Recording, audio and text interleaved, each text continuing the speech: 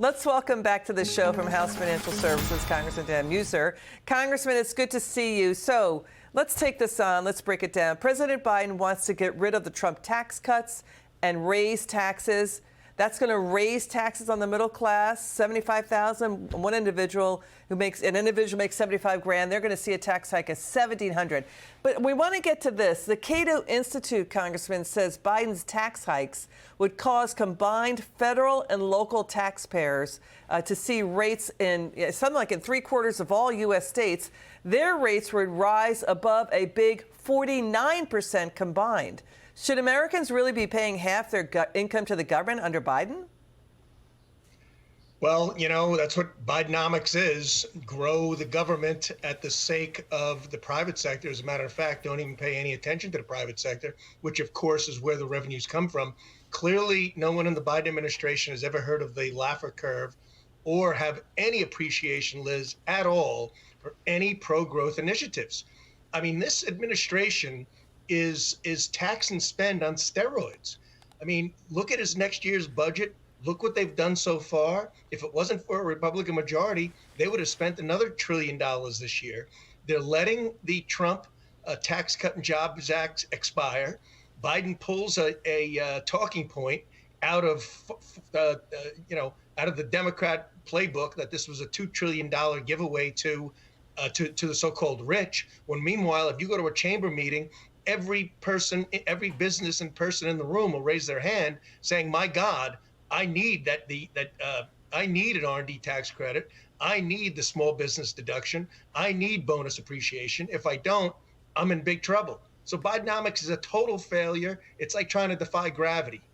So there's also this new poll out of Bloomberg. 7 to 8 out of 10 voters in swing states blame Biden for the sour mood in the economy. Congressman, let's get your reaction to President Biden for the second time this week asking, are you ready to choose freedom over democracy? That's a weird quote. What does he even mean? He also accidentally read the teleprompter instructions with the word pause on the end. Watch this.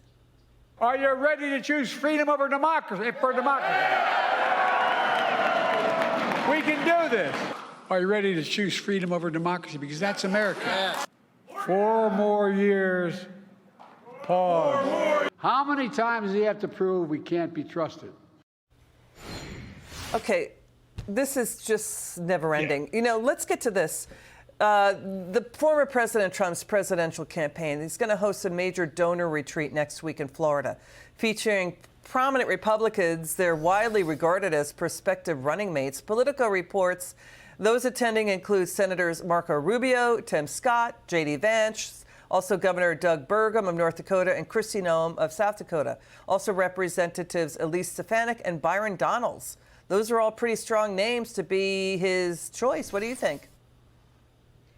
Well, first off, just on Biden's all his mistakes, let's face it. I mean, him dealing with China, him dealing with Ukraine, it's proven to be a total disaster. He can't possibly understand the basics of economics or national security. Look at our border. He probably doesn't even know what's going on. Secondly, I've gotten very close with President Trump while he was in office, and as well as lately, the last couple of years. He's a very serious man who's going to take the job very seriously, which is what we need.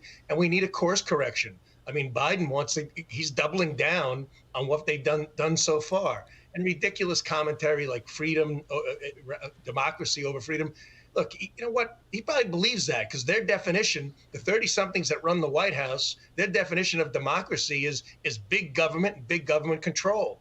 So just on the VP picks, look, President Trump is running to win.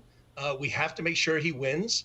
I've been on many events just today, getting out the base, but also reaching out to the independents, to everyone who is pro-America, pro-growth of our economy, pro-strengthening of our national security. And President Trump's going to pick the person who can best partner with him to carry out the America First plan. Got it. Congressman Meuser, thanks for joining us. It's good to see you. Thank you, Liz.